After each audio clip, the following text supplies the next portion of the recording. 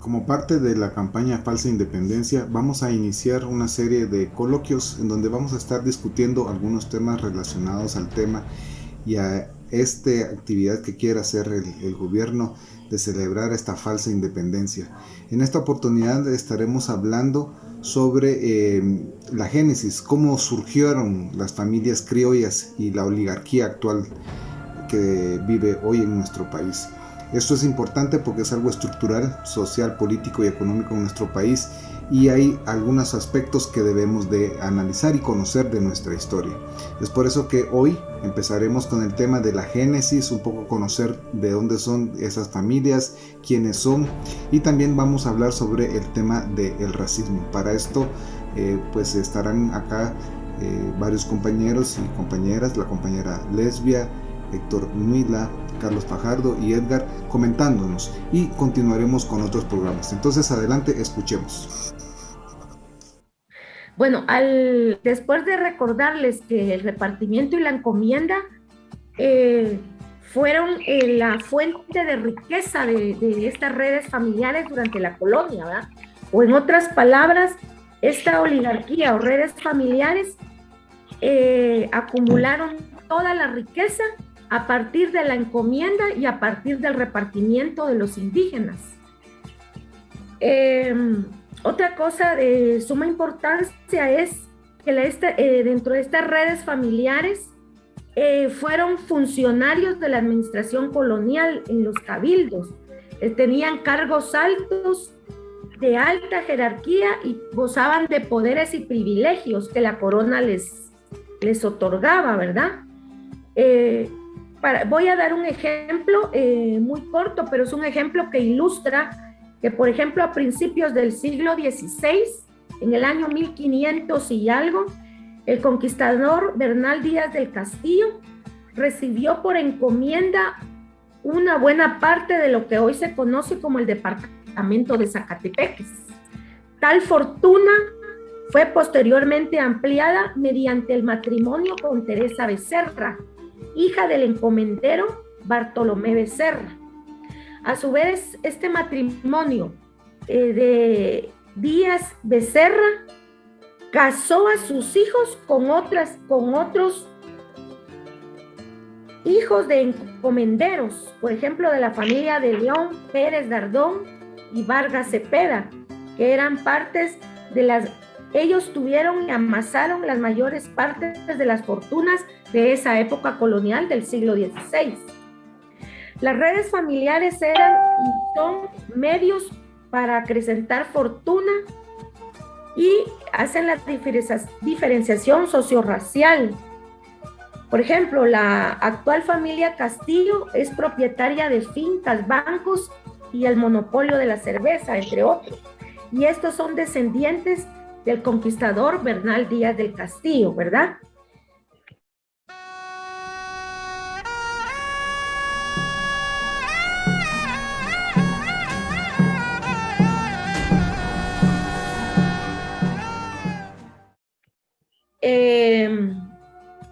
Allí en la diapositiva que les presento, dice cómo se integran estas redes familiares. Miren, compañeros, las redes familiares se forman de dos maneras. La A es por linaje. ¿Qué quiere decir que es por linaje? Bueno, por linaje es porque tiene que ver con la consanguinidad. Y estas personas que armaron estas redes familiares practican, por eso coloqué dentro de paréntesis, el racismo, la endogamía y el nepotismo.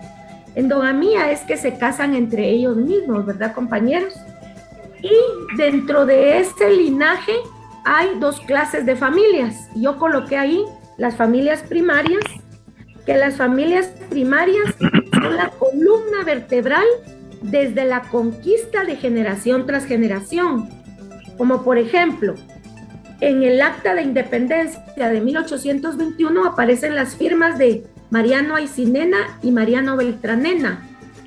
Y hoy en día existen familias vinculadas a los Aycinena y a los Beltranena, ¿verdad? Entonces, digamos que esos apellidos que mencioné yo ahorita y que las firmas están en el acta de independencia, pertenecen a las familias primarias. Ahora, coloqué ahí las familias secundarias. Las familias secundarias son las que se emparentan o se emparentaban o se casaban con las primarias para formar parte del poder. Como lo mencioné de primero, ¿verdad? Las familias primarias son la columna vertebral de esas redes familiares. De la otra manera, ¿cómo se integran las redes familiares o las oligarquías en este caso? Es por alianzas. Ahí coloco yo en la diapositiva factores que conectan a las redes familiares. Yo encontré que hay 5 factores. El primer factor es la alianza por matrimonio. Y es ahí donde se forma lo que los estudiosos llaman tela de araña, porque es cuando las familias se van emparentando. Por ejemplo, yo coloco a los Castillo, Novela, los ubico, y así se van casando dentro de ellos mismos. La segunda manera de alianza son por negocios. Ellos se alían por el negocio industrial, comercial, bancario, de servicio. La tercera forma de alianzas es por cercanías geográficas. Yo, por ejemplo, un ejemplo que se me viene ahorita es que se matrimonia Patricia, yo creo que es de apellido Escobar, con Arzú, y ella es de origen español, de origen salvadoreño. El otro factor es el factor sociorracial, la alianza sociorracial. Y el último es la alianza por participación en asociaciones políticas, religiosas, sociales y la formación de sus intelectuales orgánicos. Por eso las redes familiares o la oligarquía hace sus alianzas.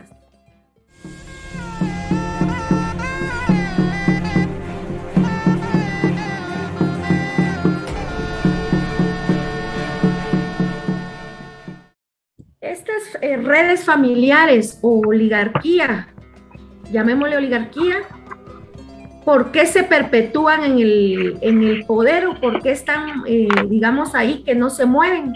Yo encontré por 4 causas. Primero, porque esas redes familiares o oligarquía tienen mentalidad de los vascos, o sea que tienen esa idea de la pureza de sangre, ¿verdad?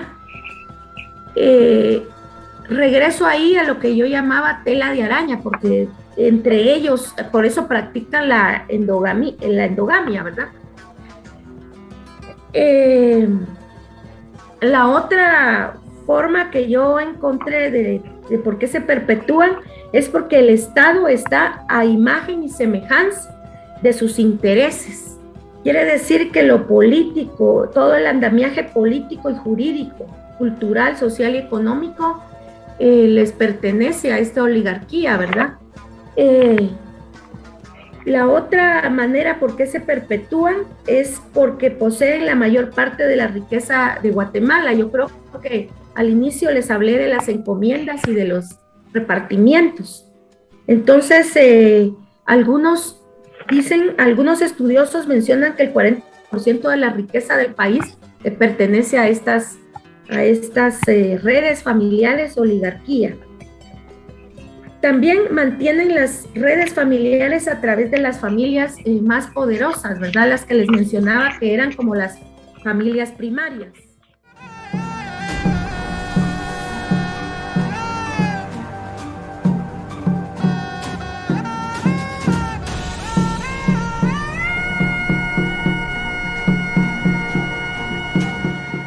En la época colonial e independiente que le llamamos, ¿verdad?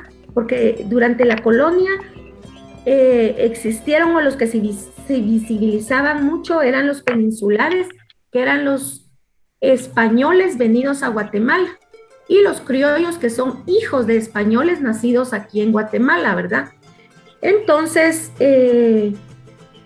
aquí yo quiero, digamos, dejar muy claro que los peninsulares eran los que gozaban de cargos de alta jerarquía y de poder, que ellos, digamos, tenían como más inclinación de la corona, mientras los criollos, hijos de españoles que nacieron aquí, que también había gente ilustre, habían médicos, abogados, grandes comerciantes, ellos tenían cargos pero de muy menor jerarquía que los otros.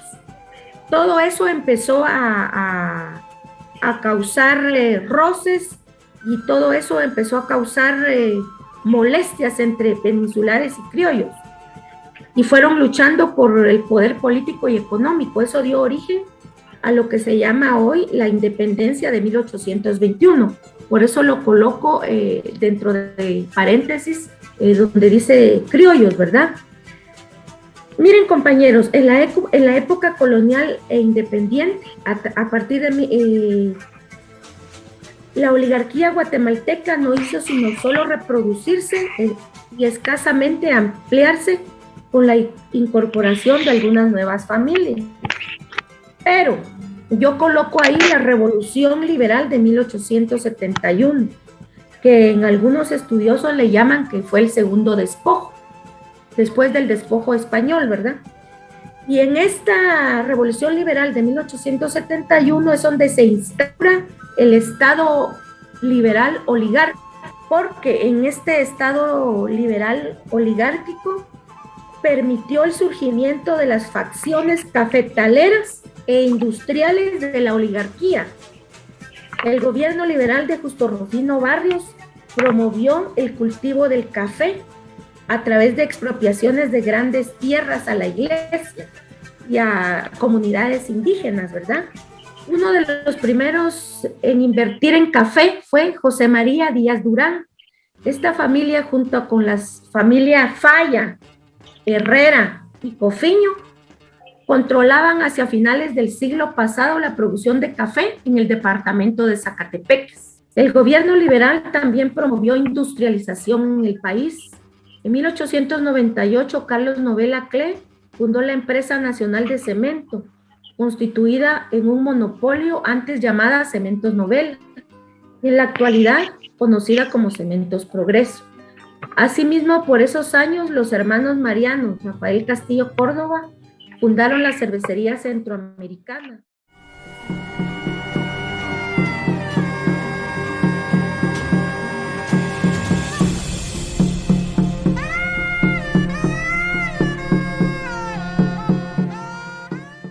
Mencionar la Revolución Liberal porque ahí se instaura el Estado liberal oligárquico. De último, yo coloco el bloque del poder oligárquico, ¿verdad? Porque la oligarquía en el tiempo espiral en el que vivimos ha sufrido acomodos y reacomodos, ¿verdad? Que hay mucho que hablar por ello. Hoy yo ya voy a terminar, pero quiero mencionarles que algunos mencionan que hay 22 familias poderosas, otros mencionan que hay 50 y algunos otros mencionan la G8, que son 8 familias poderosas.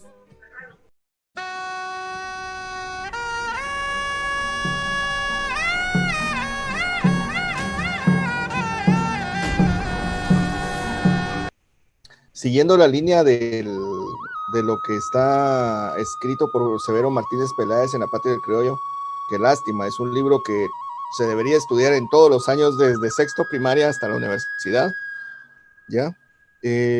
Lo que decías de lo de las redes familiares es muy interesante porque si regresamos a los tiempos de la colonia, los conquistadores al principio de la colonia hicieron lo que quisieron con las masas indígenas.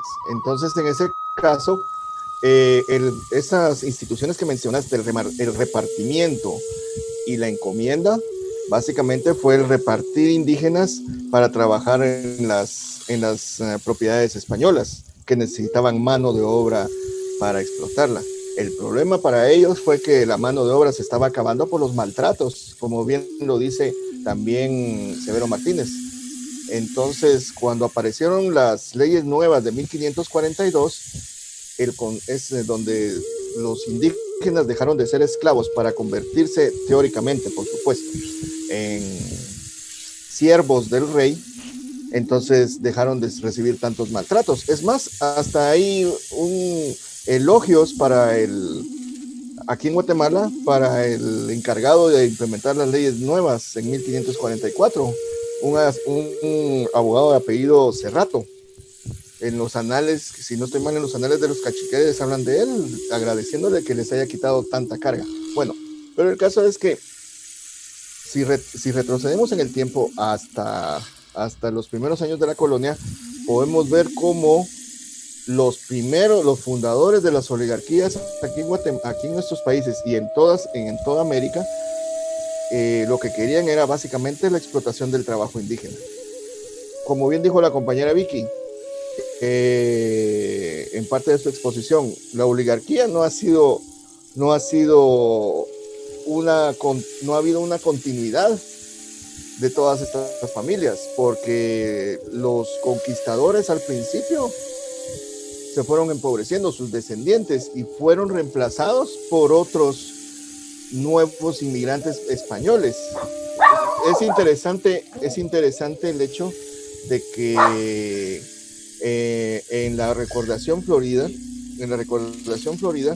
habla cómo se trata de explicar las contradicciones entre los peninsulares, los que venían de la madre patria España, con los criollos que vivían aquí, ¿ya? Y entonces esas contradicciones llevaron en un momento a la independencia de Guatemala, ¿sí? A la famosa falsa independencia que estamos conmemorando, entre comillas, este año. Entonces ese es el origen de las oligarquías, la voracidad por explotar el trabajo indígena, ¿sí?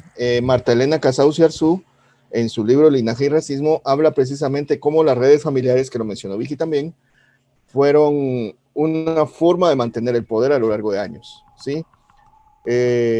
La familia más antigua que hay aquí en Guatemala son los Castillo, que son herederos directos de Bernal Díaz del Castillo, que sería el segundo conquistador más importante después de Pedro Alvarado. Entonces los Castillo, los dueños de la cervecería, serían herederos directos de Bernal Díaz del Castillo, mientras que otras familias como los Aycinena, los Novela, los Casaus, los Arzú, fueron integrándose a lo largo de los siglos para formar estas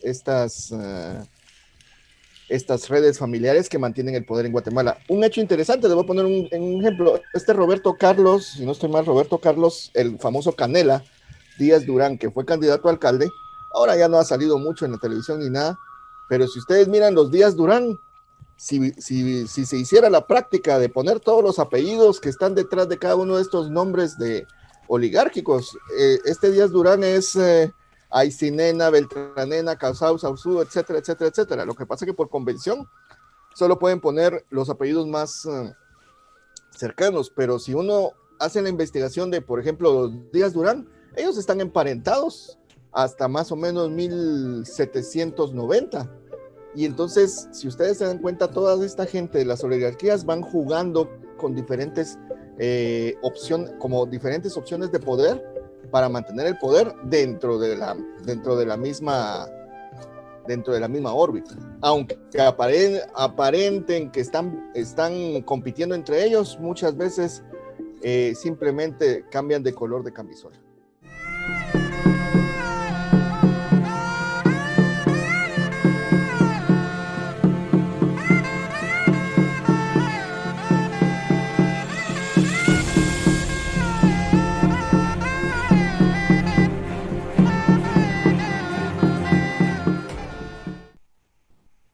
Bueno, continuando con nuestro conversatorio, hay una palabra clave que tiene mucho peso, que es el racismo. Entonces, le vamos a dejar la palabra a nuestro compañero Héctor Nuila para que nos desarrolle el tema del racismo como aparato ideológico. Adelante, compañero. Bueno, buenas noches. En realidad, para seguir el hilo conductor de lo que hemos estado compartiendo hasta el momento, sí hace falta utilizar un poco de tiempo para ver cómo el pensamiento de tanto los llamados conquistadores, que fueron invasores, respondiendo a aspectos del pensamiento colonialista y respondiendo de la ambición expansionista europea. Es decir, se lanzan a apropiarse de estas tierras y desplazar completamente de las mismas, aunque sigan viviendo de ellas, pero esclavizados, ¿verdad? Sobreexplotados en esas mismas tierras. Entonces esto obedece a una forma de pensar que obviamente en Guatemala es una temática que ha sido que no tiene mucha elaboración y que ha sido completamente puesta de manera secundaria, y es cuál es el elemento ideológico principal que genera esa actitud ante la vida del colonizador, del conquistador y del sobreexplotador de hoy en día. Y eso se llama racismo. ¿Por qué es el racismo? El racismo es un elemento de la ideología dominante en todo el desarrollo histórico de la humanidad. Siempre el ser superior se cree con el derecho divino y el derecho histórico de someter al ser inferior. Y entonces comienza a justificar cómo llevar a una concreción práctica esa dominación a través de situaciones como estas, las razas inferiores, seres inferiores. Hay que tomar en cuenta que en Guatemala se implanta el sistema colonial y más adelante, cuando también sobre la base de la sobreexplotación de todos los pueblos que integraban el pueblo maya. Entonces es aquí en donde a esa cultura maya, a esa civilización maya y a ese pueblo solo lo necesitan para sobreexplotarlo y generar la riqueza que les sirvió para el despegue del capitalismo naciente europeo. Entonces ahí ese es el racismo, el que comienza a actuar a nivel ideológico como tal. Consideraron a lo que hoy se llaman los indígenas como seres inferiores. ¿En dónde? En algunos momentos, todas estas familias que se han mencionado, los consideraron, pusieron en duda su misma naturaleza humana, los consideraban subhumanos, y por eso tenían el castigo histórico y el castigo divino, ¿verdad? El cual ellos, cumpliendo con ese mandato, los sometían a extremos de esclavitud. Cuando ya se vieron necesitados de importar esclavos del África, que hoy son los pueblos afrodescendientes que habitan parte de nuestro territorio, es decir, ellos estaban protegidos por lo establecido en el Código Romano. Pero como el Código Romano había sido escrito para los esclavos como seres humanos, como parte de la humanidad, y los indios estaba todavía en duda su calidad humana, los españoles nunca aceptaron que se les aplicara a ellos algunos, algunos atenuantes de la esclavitud que establecían en el Código Romano, como por ejemplo conseguir su libertad. Eso estaba negado completamente. Entonces el racismo, eso lo hacen por ser seres inferiores. Entonces el racismo ahí como elemento ideológico pasa a ser, para algunos analistas y quienes aportaron a esto, y aprovecho la oportunidad para mencionarlo y evocarlo históricamente a Rodrigo Asturias, el comandante Gasparilón, lo consideran el elemento ideológico principal para para aplicarse la sobreexplotación que se aplica y que se reproduce y que se impone en esta, por lo menos en lo que hoy se conoce como Guatemala y como lo que hoy se conoce como América Latina. Entonces, esa es la situación de la función del racismo.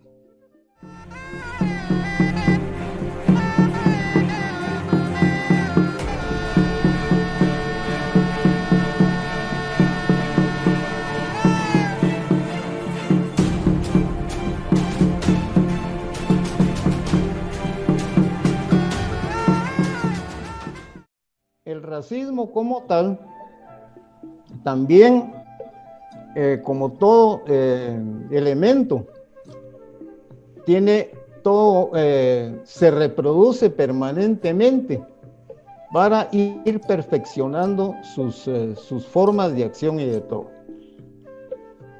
La concreción práctica del racismo está determinada, se lleva a cabo, más bien dicho, a partir de la discriminación racista.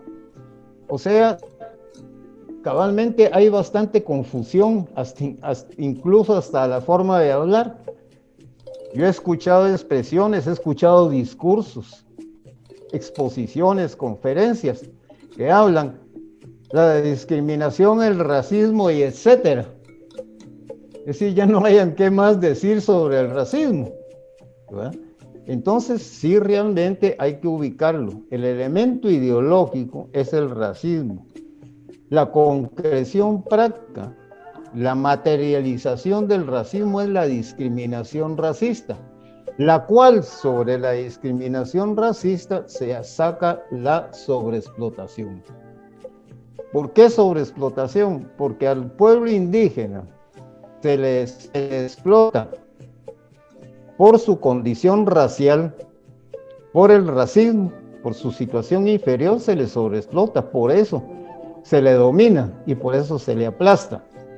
Y también dentro de las relaciones de producción se le explota, las relaciones de explotación del capitalismo naciente, o sea, los albores del capitalismo, o sea, el final del feudalismo y los albores del capitalismo. Entonces ya se dan esos dos aspectos, entonces se genera el sobreexplotado. Y por eso en muchos planteamientos políticos ya se habla de la sobreexplotación racista, porque es una sobreexplotación que tiene el apellido como tal, el apellido racista. Hay una situación.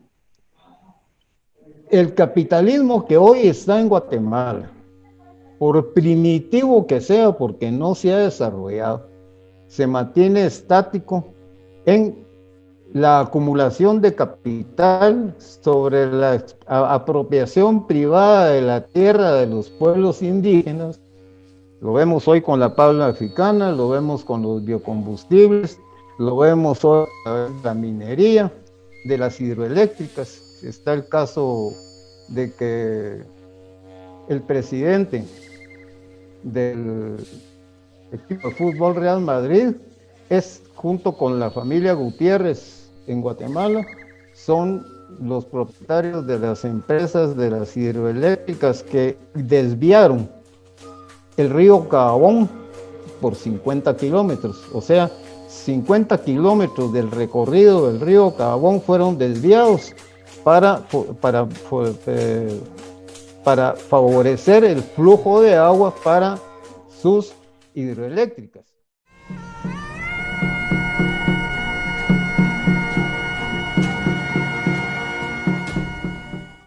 Hoy por hoy, este capitalismo, la acumulación de capital en el capitalismo guatemalteco de hoy sigue teniendo los mismos rasgos que comenzó a tener en los albores del capitalismo y se sigue sustentando en el racismo con la misma mentalidad del derecho divino y el derecho histórico de apropiarse de todo. Poníamos el ejemplo del presidente del Real Madrid asociado con las familias Gutiérrez para sacar adelante sus hidroeléctricas en Alta Verapaz. Hay una situación interesante sobre las hidroeléctricas para señalar la magnitud del daño, no solo la destrucción del río Cabón. En Guatemala, uno de los departamentos que más agua produce, que más agua le aporta a la humanidad, es Alta Verapaz. Y es el departamento que menos conexión intradomiciliar tiene de agua potable. Y es el departamento que hoy le están expropiando su agua para generar energía eléctrica para poder aumentar sus negocios para la exportación de energía eléctrica. Entonces vemos que realmente, en esencia, el racismo sigue actuando y lo siguen perfeccionando. Aquí hay una situación más que decir del derecho. Los capitalistas, eso sí, el principio de la propiedad privada, el sentirse con el derecho de sobreexplotar, el sentirse con el derecho de apropiarse hasta de las relaciones sociales de los indígenas, el sentirse con toda una serie de derechos, los ha llevado, se sustentan en los principios del capitalismo, el individualismo, el egoísmo, el derecho de explotar, la apropiación privada de la plusvalía, o sea, el producto, el valor agregado que tiene el producto final generado por el trabajo de la humanidad. Todo eso, ¿verdad?, son los principios capitalistas. Pero fundamentalmente el principio de la propiedad privada en Guatemala casi es una categoría metafísica. Recordémonos que por la propiedad privada, pues en Guatemala la vida, ese principio de la propiedad privada, el derecho a la propiedad privada por parte de la oligarquía, vale más que el derecho a la vida que es sagrado dentro de la humanidad. Y si no, la mejor prueba, lamentablemente y desgraciadamente para nuestra historia, es el genocidio. En donde, recordémonos que en el programa, que en sus mensajes dominicales en el año 82, cuando Ríos Montt anuncia el Plan Victoria 82, en un domingo, dice: ha llegado la hora de hacer lo que Dios manda, ¿verdad? Hay que defender al Estado, los principios democráticos y la propiedad privada. Entonces, el derecho a la propiedad privada desde la colonia vale más que el derecho a la vida.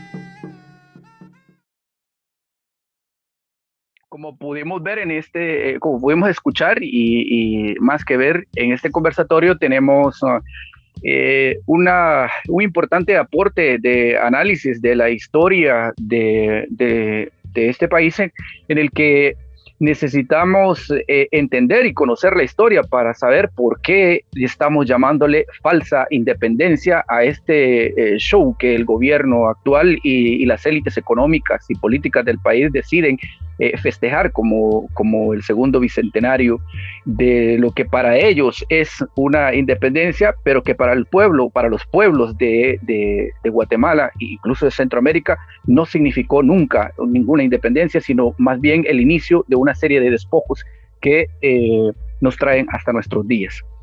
En el inicio estábamos hablando acerca de que el repartimiento y la encomienda fueron como los métodos o el camino de la acumulación de la riqueza, y que eso también generó la condición de esclavitud hacia los pueblos indígenas, pero que fueron los métodos y los caminos que las familias españolas crearon, ¿verdad?, para poder, a través de redes de familias que consolidaron en esta tierra, para poder incrementar su fortuna. en su fortuna, su riqueza y la acumulación dineraria y material que hasta el día de hoy siguen gozando.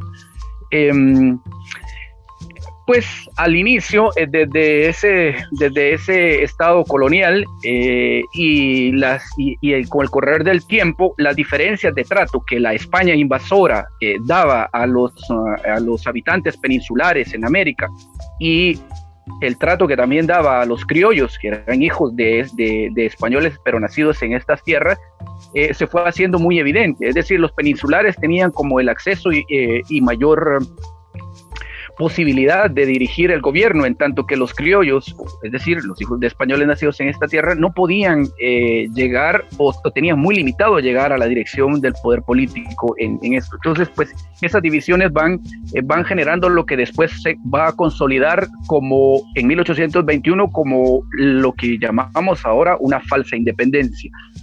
En el día de hoy, digamos en el presente, seguimos arrastrando estas cuestiones, las seguimos teniendo tan vigentes, tanto desde 1821 las tenemos tan vigentes hoy en día. Se evidencia hoy en nuestros días, se evidencia cómo una porción del espectro político nacional sigue siendo dominado y controlado por esas mismas redes de familias endogámicas forjadas en la colonia, en el estado colonial, y que alrededor de 1821 empiezan a disputarse con mucha fuerza la detentación del poder político, y además de eso pasar a seguir detentando el poder económico de la España peninsular, y más allá, digamos, para seguir forjando con mucha fuerza e imponer su razón de ser. También detentaron el poder militar. Estos tres elementos, el poder político, el poder económico y el poder militar, lo han tomado y lo han hecho herramientas e instrumentos de dominación en este momento para la acumulación de sus propias fortunas.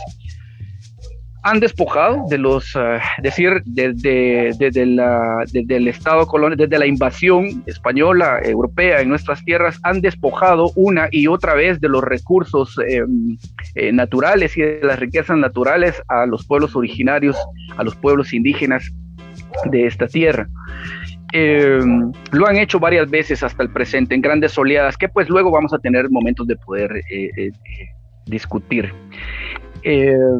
Hoy mismo, estas mismas familias que consolidaron redes de familias, es decir, casándose los hijos y las hijas entre sí para seguir perpetuando y acumulando la riqueza, siguen siendo familias que afincan la acumulación de su riqueza en la agroextracción de los recursos de esta tierra, ¿no? Y lo hacen hoy como ayer en territorios indígenas y territorios campesinos. En el estado colonial y alrededor de 1821 eran otro tipo de cultivos, pero al día de hoy siguen existiendo cultivos como por ejemplo la palma africana, las mineras, las cementeras, las hidroeléctricas, las cañeras, las cafetaleras y un sinfín de negocios de extracción agrícola basados en grandes cantidades de acumulación de tierra también, pero que justamente son tierras despojadas a los pueblos indígenas y que con base en eso entran en un aplastante uso de la fuerza, pero también basados en un elemento muy puntual, es decir, el racismo. Estas familias, para poder consolidar no solo el Estado colonial, sino que también el Estado republicano, que luego viene a partir de 1821 hasta nuestros días, usan el racismo contra los pueblos indígenas como un elemento ideológico para fundamentar ese mismo Estado que se trae hasta el día de hoy. Digamos, ese Estado desarrolló su maquinaria de producción con base en la sobreexplotación a los pueblos indígenas. Es decir, una sobreexplotación racista que forja el despojo, la acumulación de dichas redes de familiares hasta el día de hoy en un capitalismo guatemalteco que sigue siendo arcaico, ¿verdad? Es un capitalismo guatemalteco no desarrollado aún, como en otras partes del mundo. Este Estado y este mismo sistema capitalista que encajan muy bien se basa en el racismo como elemento ideológico para sustraer las riquezas naturales, que es lo que ya está mencionando, o sea, apoderándose de los ríos, de las montañas, de minerales preciosos, de metales preciosos, de bosques, de biodiversidad. En fin, como hoy en día un reglamento que permite el acceso a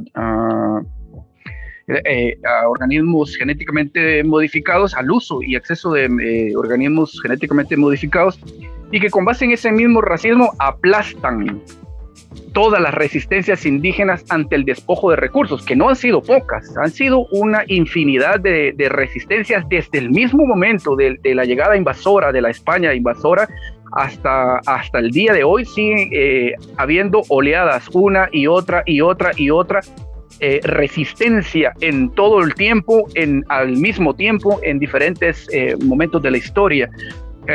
Hoy mismo tenemos muchos casos de los que pues más adelante también tendremos oportunidad de hablar, en donde se ve cómo el sistema, no de justicia, sino el sistema de injusticia como una herramienta para el aplastamiento de esas resistencias por la vía legal, siguen haciéndose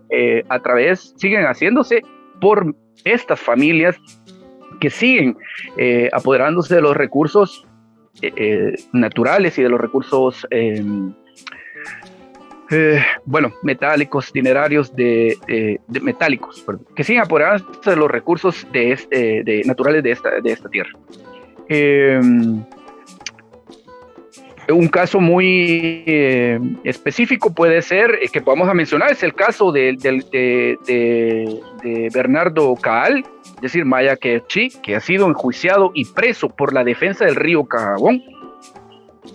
Este río que está siendo explotado por familias criollas, herederas de aquellas familias criollas de las que hablamos en el pasado, y por también descendientes de aquellos negociantes peninsulares de la España invasora de aquella época. Entonces, es un caso, y ya hay varios casos que podríamos seguir mencionando, pero se menciona cómo se usa el sistema de injusticia como una herramienta para aplastar a los pueblos indígenas y sus resistencias ante el despojo que siguen realizando estas familias. El racismo como instrumento del Estado considera a los pueblos indígenas como inferiores para que el genocidio y el exterminio de los pueblos indígenas siga vigente, ya que esgrimen un poder divino que